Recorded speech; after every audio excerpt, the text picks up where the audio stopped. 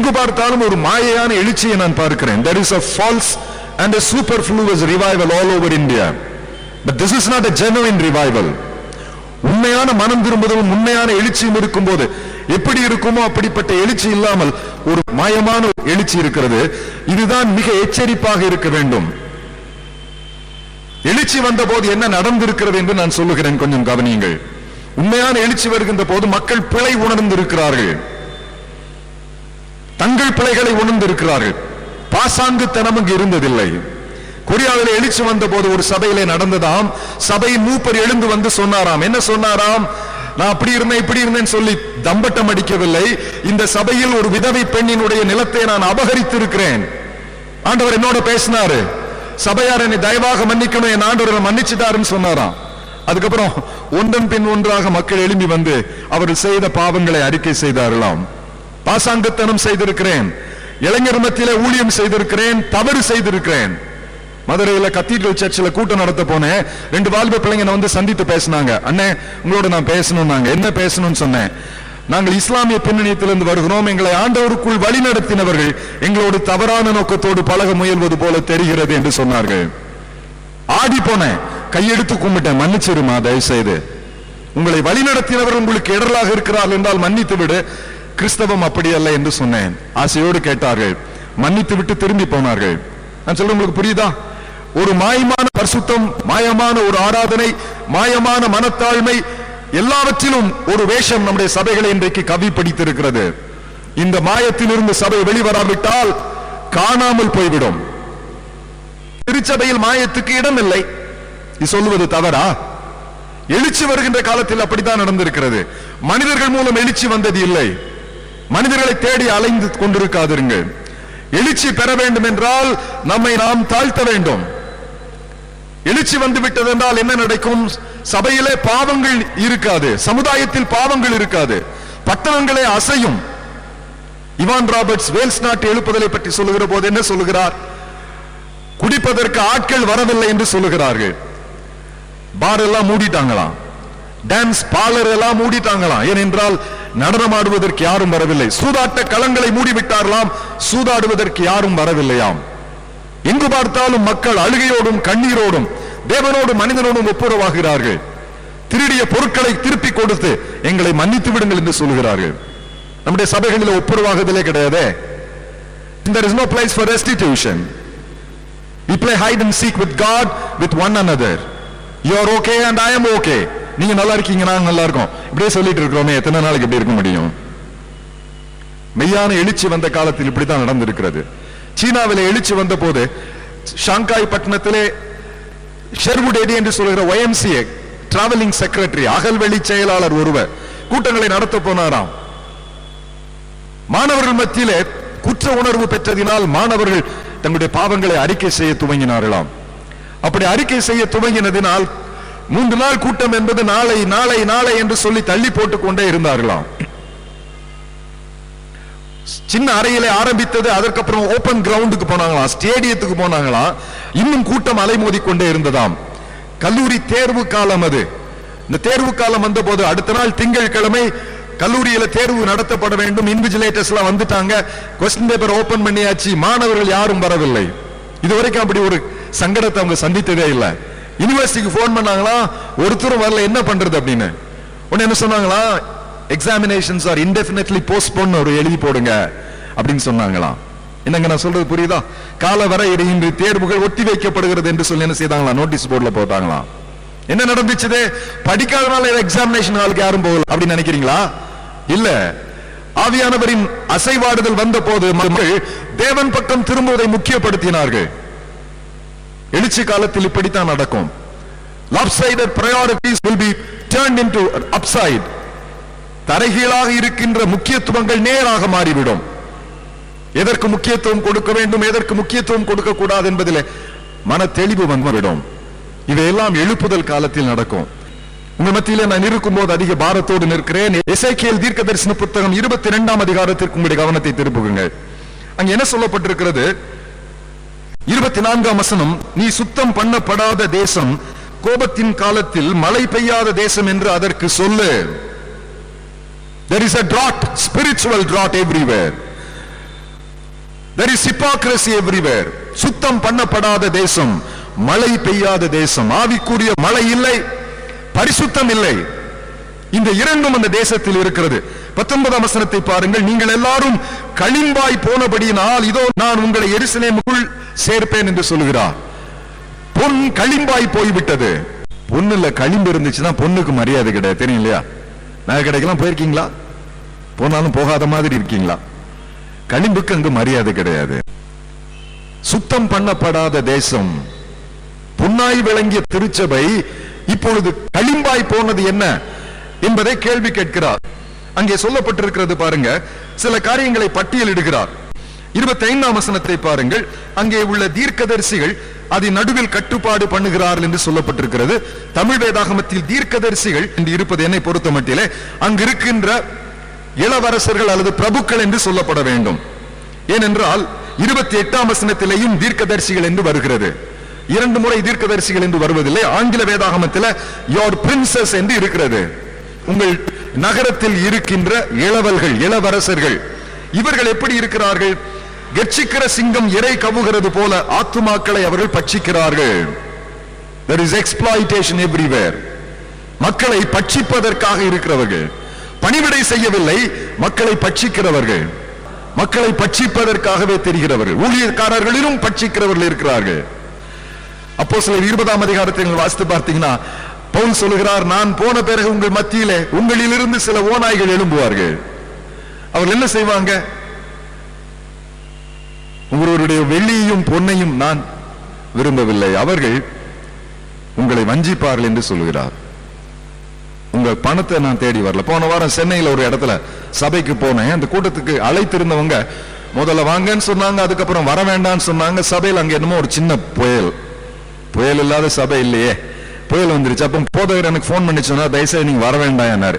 என்ன விஷயம் அப்படின்னு, இது வரைக்கும் என்ன வர வேண்டாம் யாரும் சொன்னதில்லை அப்படின்னு. உங்களுக்கு வந்தீங்கன்னா ஆனரோரியம் கொடுக்க மாட்டோம் அப்படின்னாங்க. எங்க சபையில கொஞ்சம் நான் கோஆபரேஷன் இருக்கு அப்படின்னாரு. இப்ப நான் சொன்னேன், நான் வந்து ஆனரோரியம் வேணும்னு கேட்டேன் அவர்கிட்ட. உங்கள்கிட்ட நான் கேட்டேனா அப்படின்னு. அவர் இந்த மாதிரி ஒரு கேள்வி எதிர்பார்க்கவே இல்லை. நான் சொல்ல உங்களுக்கு புரியுதா? பணத்துக்காக பணிவிடை செய்ய வேண்டும் என்று நினைத்திருந்தால் நான் எங்கோ போயிருந்திருப்பேன். கனடாவில் கூட்டங்கள் நடத்த போயிருந்த போது டொராண்டோ பட்டணத்துல அங்க இருக்கிற ஒரு பெரிய சபை, அந்த சபையில இலங்கையை சேர்ந்த தமிழர்கள் இருக்கிறார்கள், யாழ்ப்பாண தமிழர் இருக்கிறாங்க. நல்ல ஆண்டவரை நேசிக்கிறவங்க, நல்ல அழகா தமிழ் பாடுவாங்க. தமிழ்நாட்டில இருந்து போனவங்க தமிழ் பேச மாட்டாங்க, யாழ்ப்பாண தமிழர்கள் நல்லா தமிழ் பேசுவாங்க, கீர்த்தனை அழகா ரசனையோடு பாடுவார்கள். அவங்க என்ன சொன்னாங்க, 3 நாள் கூட்டம் நடத்தின பிறகு எங்களுக்கு நீங்க போதகரா வந்துருங்களேன் அப்படின்னாங்க. உங்களுக்கு இவ்வளவு சம்பளம் தரோம்னாங்க. அந்த மாதிரி நான் கேள்விப்பட்டதே இல்லை. அந்த நம்பர் எனக்கு ரொம்ப தெரியல, எத்தனை சைஃபர் இருக்கும்னு எனக்கு தெரியல. உங்களுக்கு எல்லாமே தர்றோம், ஃபுல் ஃபர்னிஷ்ட் ஹவுஸ் கொடுக்குறோம், உங்களுக்கு டிரான்ஸ்போர்டேஷன் கொடுக்குறோம், இந்தியாவில இருந்து கனடாவுக்கு ஷிஃப்ட் பண்றதுக்கு எல்லாம் நாங்க பண்றோம்னு சொன்னாங்க. நான் உடனே அவங்களுக்கு என்ன தெரியுமா சொன்னேன், நான் ஜெபம் பண்ணி பதில் சொல்றேன்னு கூட சொல்ல மாட்டேன், நான் வரல அப்படின்ட்டேன் அவங்ககிட்ட. கொஞ்சம் பெருந்தன்மை என்ன சொல்லிருக்கலாம், நான் ஜெபத்திலே வைக்கிறேன். அதான் ஜெபத்துல வைக்கிறதுன்னு எனக்கு தெரியல. ஜெபத்துல எல்லாம் வைக்கிறேன்னு சொல்லல. ஆண்டவர் என்ன இந்தியாவில் ஊழியம் செய்ய அழைச்சிருக்கிறாரு. நான் இங்க வந்தது இங்கே தங்கிடணுன்றதுக்காக நான் வரல அப்படின்னு சொன்னேன். பட்சிக்கின்ற கண்ணோட்டத்தில் இருக்கிறவர்கள் இருக்கிறார்கள். 26ஆம் வசனத்தை பாருங்கள். உங்கள் ஆசாரியர்கள், யுவர் பிரீஸ்ட்ஸ், இதை கான்டெம்பரரைஸ் பண்ணணும்னா உங்கள் ஊழியக்காரர்கள் அல்லது போதகர்கள் பரிசுத்த வஸ்துக்களை பரிசுத்த கொலைச்சலாக்குகிறார்கள். பரிசுத்தம் உள்ளதற்கும் பரிசுத்தம் இல்லாததற்கும் உள்ள வித்தியாசம் பண்ணாமலும் அசுத்தம் உள்ளதற்கும் அசுத்தம் இல்லாததற்கும் உண்டான வேற்றுமையை காண்பியாமலும் இருந்து என் ஓய்வு நாட்களுக்கு தங்கள் கண்களை மூடிக்கொள்கிறார்கள். அவர்கள் நடுவிலே நான் கனவீனம் பண்ணப்படுகிறேன். இந்த வசனத்துக்கு விளக்கமே தேவையில்லை. உங்களுக்கு தமிழ் புரியும்ல? இந்த வசனத்துக்கு விளக்கமே தேவையில்லைங்க. அசுத்தத்துக்கும் பரிசுத்தத்துக்கும் வேற்றுமை காட்ட வேண்டியவர்களே காட்ட தவறி விடுகிறார்கள். எசேக்கியேல் சொல்லுகிறார், நான் சொல்லல. அடுத்த வசனத்தை பாருங்க. உன் நடுவில் இருக்கிற அதன் பிரபுக்கள், யுவர் அபிஷியல்ஸ், ஆங்கில வேதாகமத்தில் உங்கள் அபிஷியல்ஸ், மூப்பர்கள் இறை கவுகிற ஓநாய்களை போல இருக்கிறார்கள். அநியாயமாய் பொருள் சம்பாதிப்பதற்கு ரத்தம் சிந்துகிறார்கள், ஆத்துமாக்களை கொள்ளையிடுகிறார்கள். என்ன பார்க்கிறோம்? 28ஆம் வசனத்திலே உங்கள் தீர்க்கதரிசிகள் என்ன செய்கிறார்கள்? அபத்தமானதை தரிசித்து பொய் சாஸ்திரத்தை அவர்களுக்கு சொல்லி கர்த்தர் உரைக்காதிருந்தும் கர்த்தராகிய ஆண்டவர் உரைக்கிறார் என்று சொல்லி அவர்களுக்கு சாரமற்ற சாந்தை பூசுகிறார்கள். வசனத்தை படிக்கும் போது எனக்கு ரத்தம் கொதிக்குது. தாய் திருநாட்டில் பொய் சொல்லுகிற தீர்க்கதரிசிகள் லட்சம் லட்சமாய் பெருகி இருக்கிறார்கள். ஜப்பான்ல சுனாமி வந்துருச்சு, அவர் சொல்றாரு ஆண்டவர் எனக்கு காண்பித்தார்னு சொல்றாரு. ஏன் முன்கூட்டி நீ சொல்லல நான் கேட்கிறேன். யோனா தீர்க்கதரிசிக்கு ஆண்டவர் தீர்க்கதரிசனம் சொன்னாரா? சொன்னாரு. நினிவேக்கு போய் சொன்னாரு. அந்த மக்கள் ரட்டுடுத்தி சாம்பலிலே இருந்து மனம் திரும்பினார்கள். பொய் தீர்க்கதரிசிகள் இந்த தமிழ் திருச்சபையில மலிந்திருப்பது போல உலகத்தில் எங்கும் கிடையாது. தெருவுக்கு ஒரு தீர்க்கதரிசி. சென்னையில ஒரு தமாஷ் கதை சொல்லட்டுமா? 2 பேர் ரொம்ப உரிகளா நேசிச்சாங்களாம், காதல் பண்ணாங்களாம். சண்டே ஸ்கூல் எடுக்கிற அண்ணனும் அக்காவும் காதல் பண்ணிருக்காங்க. 2 பேரும் கல்யாணம் பண்ணணும்னு ஆசைப்பட்டாங்க. பொண்ணு அப்பாட்ட போய் சொன்னா, இதுல பிரச்சனை என்னன்னா 2 பேரும் வேற வேற ஜாதிக்காரங்க. சின்ன பிரச்சனை தான், வீட்டுல அது பெரிய பூகாதாரமாக வெடித்தது. அப்ப என்ன சொன்னாங்க, இல்ல இல்ல நமக்கெல்லாம் ஒத்து வராது அப்படின்னு சொன்னாங்க. அந்த பிள்ளை சொல்லிச்சு, இல்ல இல்லப்பா நான் கல்யாணம் பண்ண அவர் தான் கட்டிக்குவேன், இல்ல நான் காலம் எல்லாம் கல்யாணம் கட்ட மாட்டேன்னு அப்பா அம்மாவை மிரட்டினா. அப்புறம் பொண்ணு அப்படி சொல்லிட்டா என்ன பண்றது? சரி நம்ம ஜப கூட்டத்தம்மா வீட்டுக்கு ஒண்ணு போவோம் இல்லையா, நம்ம வீட்டுல நம்ம யாரும் ஜபிக்கிறது, நமக்காக யார் ஒருத்தர் ஜபிக்கிற ஒரு ஏஜென்ட் இருக்கிறாங்க. அந்த ஜப கூட்டத்தம்மாட்ட போவோம், அவங்ககிட்ட ஜபத்துல வைப்போம். வைக்கிறதுனா என்னன்னு எனக்கு தெரியல, ஜபத்துல வைப்போம். அவங்க ஜெபம் பண்ணி என்ன சொல்லுவாங்க. அவங்க சொன்னா கட்டுப்படுவேன், நான் கட்டுப்படுவேன் அப்படின்னா. போய் சொன்னாங்க. எப்படி சொன்னாங்க? அம்மா பொண்ணு ஒரு பையனை விரும்ப, வெளியில சொல்லிடாதீங்க, வெக்க கேடு, ஜெபம் பண்ணி சொல்லுங்க, எங்களுக்கு இஷ்டம் இல்ல, நீங்க என்ன பண்ணுங்க, ஜெபம் பண்ணி ஆண்டுடைய சித்தத்தை சொல்லுங்க.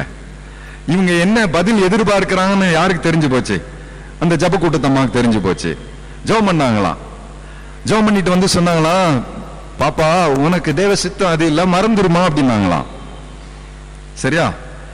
போய் அந்த பையன் சொன்னானா, இனி என்ன மறந்துரு, என்ன நினைக்காத, ஆண்டவரே சொல்லிட்டார் அப்படின்னா. அந்த பையன் கொஞ்சம் புத்திசாலித்தனமான பையன். சொன்னானா, அதே ஜப பாட்டிய மாட்ட நானும் போய் ஜபிக்கிறேன், எனக்கும் அதே அந்த அம்மா சொல்லிட்டானா அவனுக்கு நிச்சயமா மறந்துடுறேன். நானா அட்ரஸ் வாங்கிட்டானா, பைக் எடுத்துட்டு போனா, ஸ்டார்ட் பண்ணான், கிக் பண்ணான், போனா 120 கிலோமீட்டர்ல வண்டி போச்சுது.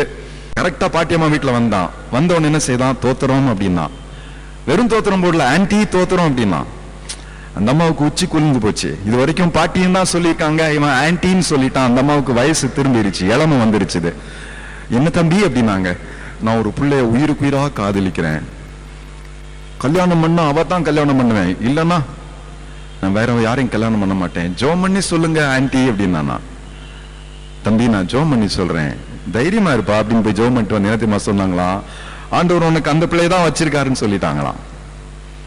ஒரே ஆன்டி தான் ஒரு பையனுக்கும் ஒரு பொண்ணுக்கு என்ன தீர்க்கதரிசனம் சொன்னாங்க. என்ன இப்படி சிரிக்கிறீங்க? உண்மையா நீங்க அழுது இருக்கணும். நம்ம ஊர்ல நடக்கிற தீர்க்க தரிசனம் இதுதான். உங்களுக்கு எது இஷ்டம்ன்றது தீர்க்கதரிசிக்கு நல்லாவே தெரியும். சன் நியூஸ் பார்த்திருக்கீங்களா? காலையில 5 மணிக்கு என்ன செய்வாங்க, ராசி பலன் சொல்றாங்களே.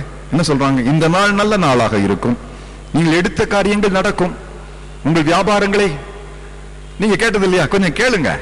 இவங்க சொல்ற தீர்க்க தரிசனம் அப்படித்தான் இருக்கும். ஆண்டவர் பேரை சொல்லி சொல்றதுதான் வம்பா இருக்குது எனக்கு.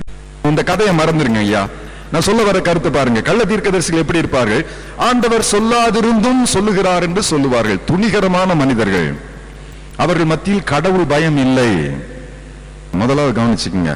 இரண்டாவது, ஒரு தீர்க்கதரிசி என்று சொல்லுகிறவன் உண்மையாகவே பழைய ஏற்பாட்டு தீர்க்கதரிசி என்பவன் எப்படி இருக்க வேண்டும்? கர்த்தர் உரைக்கிறார் என்று சொல்லிவிட்ட பிறகு அவன் சொல்லுகிற ஒவ்வொரு வார்த்தைகளும் என்ன செய்யணும்? வடிவாய் நிறைவேறணும். நல்ல கவனிங்க தயவுசெய்து. பழைய ஏற்பாட்டு தீர்க்க தரிசனம் என்ன? கர்த்தர் உரைக்கிறார் என்று சொல்லிவிட்டு கோலன் போட்டதுக்கு அப்புறம் சொல்றதெல்லாம் வித்தின் கொட்டேஷன்ஸ்ல வரணும். ஒரு வார்த்தை பெறலாமல் என்ன செய்யணும்? நிறைவேறணும். ஏகதேசம் அப்படின்னு கன்னியாகுமரி மாவட்டத்தில் சொல்லுவாங்க, தோராயமா அப்படின்னு மதுரை மாவட்டத்தில் சொல்லுவாங்க. 60%, 30%, 70% இல்ல, 100க்கு 100 வழி விழாமல் நிறைவேறணும். அப்படி நிறைவேறலன்னா அது என்னது? அது கப்சா. இந்த கப்சாவை சொல்றதுக்கும் ஆட்கள் நிறைய இருக்கிறாங்க, கேட்கறதுக்கும் நிறைய பேர் இருக்கிறாங்க. கடைசி காலத்துல மக்கள் எப்படி இருப்பாரா? தங்கள் செவிகளுக்கு இஷ்டமான போதகர்களை என்ன செய்வாங்களாம்? தெரிந்து கொள்வார்கள் என்று பைபிள் சொல்லுது. கடைசி காலத்தில் தங்கள் செவிகளுக்கு இஷ்டமான போதனைகளை மக்கள் தெரிந்து கொள்ளுவார்கள். காதுகள் இச்சிக்கத்தக்க காரியங்களை அவர்கள் கற்றுக் கொடுப்பார்கள். இவைகளுக்கு நாம் மிகுந்த எச்சரிக்கையாக இருக்க வேண்டும். தயவுசெய்து கேளுங்க. ஆண்டவருடைய வார்த்தை குறித்து தான் நாம் சிந்தித்துக் கொண்டிருக்கிறோம். தீர்க்கதரிசிகள் இல்லையா? இருக்கிறார்கள். தீர்க்க தரிசனம் உண்டா? உண்டு. புதிய ஏற்பாட்டிலே பிரதானமாக தீர்க்க தரிசனம் என்று சொல்லுவது திருமறையின் உண்மைகளை தெள்ளத் தெளிவாக கலப்பு இல்லாமல் வேதத்தில் உள்ளதை உள்ளபடி சொல்லுவதுதான் தீர்க்க தரிசனம். foretelling and forthtelling என்று சொல்லுவார்கள். foretelling என்பது வரப்போகிற காரியத்தை சொல்லுவது. forthtelling என்பது வேதத்தில் சொல்லப்பட்டிருக்கிற மறைவான ரகசியங்களை மக்களுக்கு கற்றுக் கொடுப்பது. interpreting scripture by scripture, வேதத்தின் வசனத்தை வேத வசனத்தினால் கற்றுக் கொடுப்பதுதான் புதிய ஏற்பாட்டு தீர்க்க தரிசனம். நல்லா கவனிங்க, தயவுசெய்து நீங்க கேட்கணும். சகட்டு மேனிக்கு எல்லா தீர்க்க தரிசனம் பொய் என்று சொல்லவில்லை. நான் தீர்க்க தரிசனத்தில் அதிக நம்பிக்கை உள்ளவன். நான் செய்கின்ற ஊழியமே தீர்க்க தரிசன ஊழியம் தான். My preaching ministry is not a comforting ministry, it's a prophetic ministry. தீர்க்க தரிசன ஊழியர்களுக்கு வரவேற்பு இருக்காது என்பதும் எனக்கு தெரியும். ஏன் அதை செய்கிறேன்? ஆண்டவர் என்னை அதற்கு தான் அழைத்திருக்கிறார். வேதத்தில் உள்ளதை உள்ளபடி சொல்ல வேண்டும். மக்கள் ஏற்றுக்கொள்வார்களோ நிராகரிப்பார்களோ அது அவருடைய சுதந்திரம். யாரையும் பலவந்தம் பண்ணுவதில்லை. ஆனால் திருமறைக்கு திரும்ப வேண்டும். பரிசுத்த ஆவியானவர் வேதத்தில் என்ன எழுதி கொடுத்திருக்கிறாரோ அதை நாம் பின்பற்ற வேண்டும் என்று சொல்லிக் கொண்டிருக்கிறேன். கடைசி காலத்தில் மக்கள் கட்டுக்கதைகளுக்கு செவி சாய்த்து தடம் புரண்டு போகும் காலம் வந்திருக்கிறது. செவித்தென உள்ளவர்களாகி கட்டுக்கதைகளுக்கு செவி சாய்ப்பார்களாம். இஷ்டமான போதகர்களை நியமித்துக் கொள்வார்களாம். நம்ம என்ன விரும்புகிறோமோ அதைத்தான் அவங்க பேசுவாங்க. அப்ப நம்ம கேட்கறதுக்கு எப்படி இருக்கும்? இன்பமா இருக்கும். இன்னும் கொஞ்சம் பேசினா நல்லா இருக்குமே, இன்னும் கொஞ்சம் பேசினா நல்லா இருக்குமே, ஐயோ கூட்டம் முடிஞ்சிருச்சா, இன்னும் கொஞ்சம் பேசினா நல்லா இருக்குமே அப்படின்னு இருக்கும். என்ன மாதிரி பிரசங்கர் பேசினா இருந்தால் எப்ப முடிப்பாரு, இருந்தால் போய் தொலைஞ்சா நல்லா இருக்குமே நீங்க நினைப்பீங்க. எது உண்மைன்றது உங்களுக்கு தெரியும். அடுத்த வசனத்தை கொஞ்சம் தயவுசெய்து பாப்பீங்களா? தேசத்தின் ஜனங்கள் இடுக்கன் செய்து கொள்ளையடித்து சிறுமையும் எளிய மாணவனை ஒடுக்கி அந்நியனை அநியாயமாய் துன்பப்படுத்துகிறார்கள். There is exploitation. இது எங்கு பார்த்தாலும் இருக்கிறது. மக்களை கசக்கி பிழிந்து வேலை வாங்கி அவனுக்கு கொடுக்க வேண்டிய ஊதியத்தை கொடுப்பது இல்லை. அவர்களுக்கு இடைஞ்சல் பண்றது, கொள்ளையடிக்கிறது, எளியவனை ஒடுக்குவது, அந்நியனை அநியாயமாய் துன்பப்படுத்துவது. இதெல்லாம் உங்க பட்டணத்தில் இருக்கும்னு நினைக்கிறேன். நான் நிறைய அந்நியர்களை நான் பாக்குறேன். இன்னைக்கு மாலையில தான் கொஞ்ச நேரம் அப்படி வாக்கிங் போலான்னு நானும் எங்கள் சகோதரர்களுமாக போனோம். பார்த்தா ஒருத்தரும் தமிழ் ஆட்களையே நாங்க பார்க்கல. விதவிதமான மக்கள் போனாங்க. கொஞ்சம் பேர் பெங்காலி மாதிரி தெரிஞ்சது, கொஞ்சம் பேர் பீகாரி மாதிரி தெரிஞ்சது, கொஞ்சம் பேர் ஒரியாக்காரங்க மாதிரி தெரிஞ்சது. நிறைய பேர் வந்திருக்காங்க இந்த ஊருக்கு. இவர்களை கண்ணியமாக நடத்துகிறார்களா? இவர்களுக்கு கொடுக்க வேண்டிய கூலி பணம் கிடைக்கிறதா? என்னுடைய மருமகன் ஓமான்ல வேலை செய்யறார். அவர் சொல்றாரு, வெள்ளக்காரனுக்கு ஒரு சம்பளமா, இந்தியாக்காரனுக்கு ஒரு சம்பளமா, பிலிப்பீன்ஸ்ல இருந்து வந்தவனுக்கு ஒரு சம்பளமா, உள்ளூர் வாசிக்கு ஒரு சம்பளமா? இதுக்கு பேர் தான் எக்ஸ்ப்ளாய்டேஷன். எல்லாரும் ஒரே பாடம் தான் நடத்துவாங்க, எல்லாரும் ஒரே டிகிரி வச்சிருப்பாங்க, ஒரே டெசிக்னேஷன் தான், சம்பளம் வித்தியாசம். அநேக நாடுகளில் இது நடக்கிறது. ஏன்னா அமெரிக்காக்காரங்க வந்து என்ன செய்ய மாட்டான், இந்த பணத்துக்கு வேலை செய்ய மாட்டான். அவனுக்கு அவன் நாட்டு பணத்தை கொடுக்கணும். Exploitation is everywhere. உங்க மத்தியில் தொழிற்சாலை நடத்துறவங்க நீங்க உட்கார்ந்து இருக்கலாம். நான் கேட்பது உங்களுக்கு கஷ்டமா தான் இருக்கும். நீங்க நேர்மையா நடத்துனீங்கன்னா சந்தோஷம். ஏனென்றால் கொள்ளையடித்த பணத்தை கொண்டு வந்து காணிக்கை கொடுத்தா அந்த காணிக்கை ஆண்டு செய்ய மாட்டாரு, அருவருப்பு இருக்குன்னு சொல்லுவாரு. ஆனா உங்களுக்கு கேட்கறது கஷ்டமா தான் இருக்கு. நீங்க கொள்ளையடிக்கிறேன்னு நான் சொல்லல. தேவனுக்கு கொண்டு வந்து கொடுக்கின்ற காணிக்கை நியாயமாய் சம்பாதிக்கப்பட்டதா என்பதை குறித்தும் தேவன் கருத்து உள்ளவராக இருக்கிறார். ஒரு சுதேச ஊழியர் நீங்க கொடுத்தீங்கன்னா அவங்களை பத்தி பத்திரிகையில் ஓகோன்னு எழுதுவாங்க. ஆனா தேவன் பாராட்டுவாரா? என்னுடைய ஆசை, ஆண்டவரே உம்முடைய புன்னகைக்கு பாத்திரனாய், உம்முடைய பாராட்டுக்கு பாத்திரனாய் நான் வாழ வேண்டும். எஜமானனின் புன்னகைக்கும் அவருடைய பாராட்டுக்கும் நான் வாழ வேண்டுமே தவிர வேற ஒன்றுக்கும் நான் வாழக்கூடாது என்றுதான் நான் விரும்புகிறேன். இப்ப இந்த வாசித்தோமே, இந்த வசனங்களை நீங்க பாத்தீங்கன்னா எல்லா தரப்பட்ட மக்கள் மத்தியிலும் பிரச்சனை இருக்கிறது. நம்முடைய பிரச்சனை என்னன்னா, சமுதாயத்தில் ஏதாவது ஒரு சிக்கல் வந்து விட்டால் யாரோ ஒருவரை என்ன செய்யறோம், அடையாளம் காட்டிவிட்டு அங்கு தவறு நடந்திருக்கிறது என்று சொல்லுகிறோம். இங்க என்ன பார்க்கிறோம்? There is problem in the rank and file of the church. எல்லா மட்டத்திலும், நான் சொல்ல உண்மைதானாங்க, எல்லா மட்டத்திலும் பிரபுக்களில் இருந்து ஆரம்பித்து சாமானிய ஜனம் வரைக்கும் எல்லார் மட்டத்திலும் இருக்கிறது. இது நமக்குள் வர வேண்டிய இரண்டாவது முக்கியமான வெளிச்சம். ஏதோ ஒரு தவறு நடந்து விட்டது, உடனடியாக என்ன செய்கிறோம், ஒரு பிரச்சனையை பெரிதுபடுத்த விரும்புகிறோம்.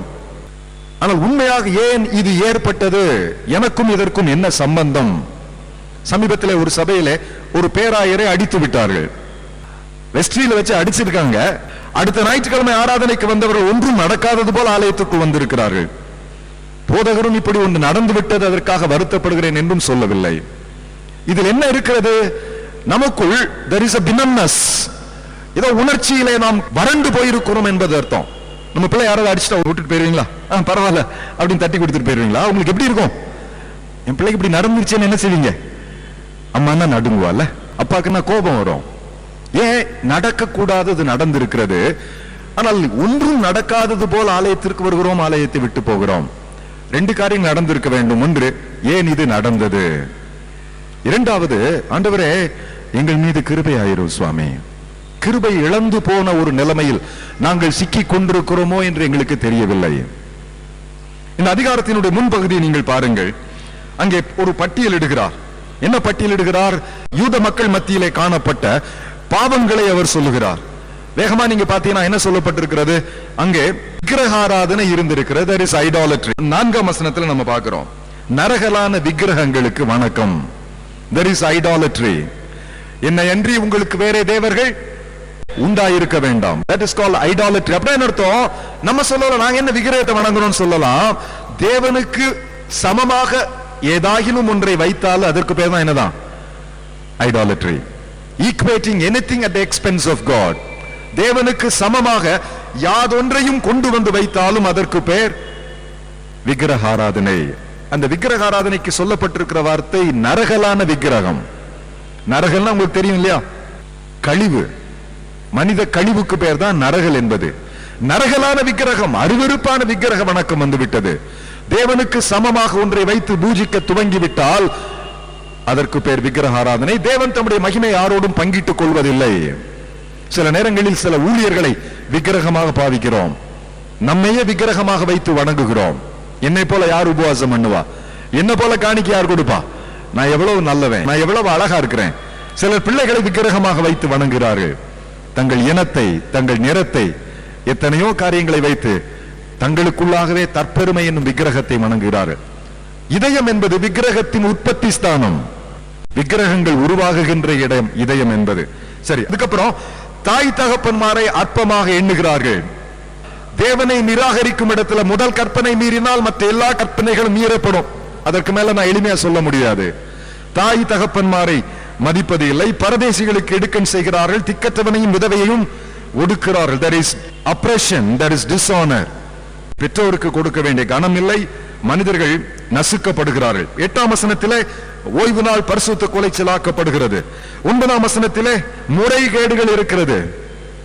முறைகேடுன்னு அர்த்தம், ஆண்டவருக்கு விரோதமாக செய்யப்படுகின்ற எல்லாம் இந்த முறைகேடு என்கின்ற வார்த்தைக்குள் அடங்கிவிடும். 10ஆம் வசனத்திலே அசுத்தம். இந்த வசனத்தெல்லாம் ஆலயத்தில் வாசிக்க முடியாது, நீங்களே வாசித்து பாருங்க. 10, 11 சபையில் காணப்படுகிற அசுத்தங்களை பற்றி பட்டியலிடுகிறார்.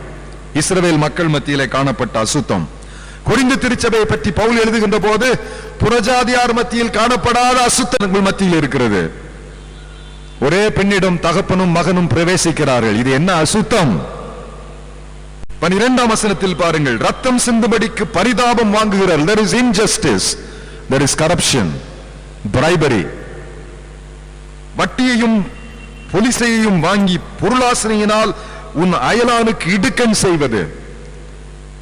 வட்டி, பொலிசை, அநியாயமான சம்பாத்தியம். 13ஆம் வசனம் பட்டியலிடுகிறார், நீண்ட பட்டியல்.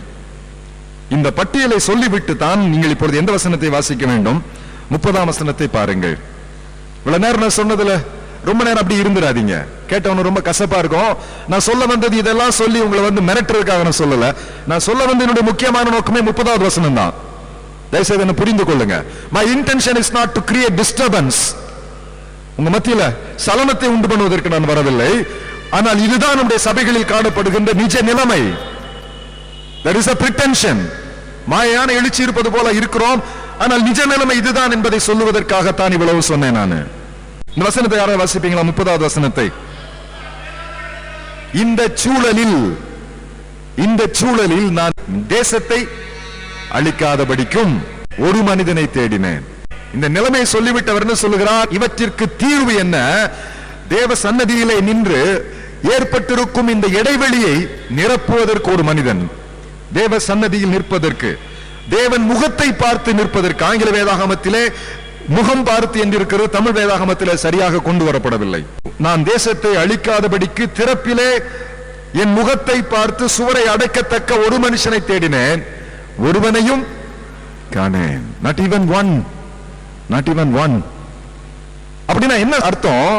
ஆண்டவர் சொல்லுவது, வாட் இஸ் தி ஆன்டிடோட்? இப்படி தீமைகள் சமுதாயத்திலும் சபையிலும் எல்லா மட்டத்திலும் மலிந்து போயிருந்தால் அதற்கு தீர்வு என்ன? தேவன் பக்கம் திரும்புவது. It's as simple as that.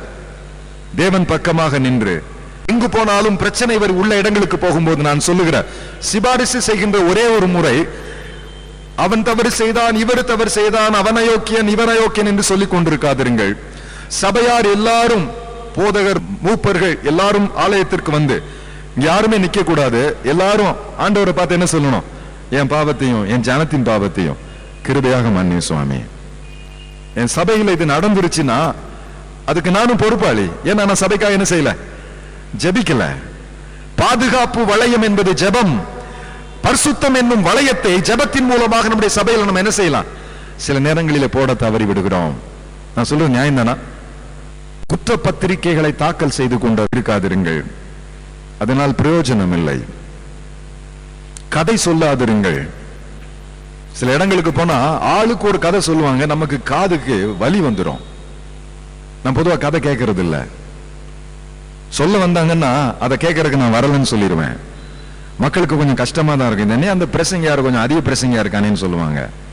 மனிதர்கள் சொல்லுகிற கதைகளை கேட்க நான் விரும்பவில்லை. நான் சொல்லுவது நிவாரணத்தை பற்றி பேசிக் கொண்டிருக்கிறேன். செய்து கேளுங்க. நிவாரணம் என்ன? தேவன் முகத்தை பார்த்து. மனித முகத்தை பார்த்தால் சலிப்புத்தான் வரும். ஆலயத்தில் ஆண்டவர் இருக்கிறார், அவர் பரிசுத்தர், அவர் சுத்தப்படுத்துகிறவர். அவரால் சுத்தப்படுத்த முடியாத அசுத்தம் உண்டா? ஒரு வேசியை பார்த்து கன்னி என்று சொல்லுகிறவர் எசேக்கியேல் தீர்க்கதரிசன புத்தகத்தில் இருக்குது. கன்னி வேசியாகலாம், வேசி கன்னியாக முடியாது. ஆனால் ஆண்டவர் ஒரு மனிதனை சுத்திகரிக்கின்ற போது அடியோடு மாற்றுகிறார். அவரால் மாற்ற முடியும். தன் பிழைகளை உணர்கிறவன் யார்? மறைவான குற்றங்களுக்கு என்னை நீங்களாக்கும், துணிகரமான பாவத்துக்கும் ஒரு அடியனை விலக்கி காரும். அப்பொழுது நான் பெரும் பாதகத்துக்கு நீங்களாயிருப்பேன். என் கண்மலையும் என் மீட்பருமாகிய கர்த்தாவே, என் வாயின் வார்த்தைகளும் என் இதயத்தின் தியானமும் உன் சந்நிதியில் எப்போதும் பிரீதியாயிருக்கட்டும். இந்த வசனத்தை பிரசங்கம் பண்றதுக்கு முன்னால் உபயோகிக்கிறோம். ஆனா வாழ்க்கையில அபியாசிக்க வேண்டிய முக்கியமான வார்த்தை இது. சிந்தை தூய்மை இல்லாவிட்டால் செயலில் அசுத்தம் வந்துவிடும். என் வாயின் வார்த்தைகள் என் இருதயத்தின் சிந்தை.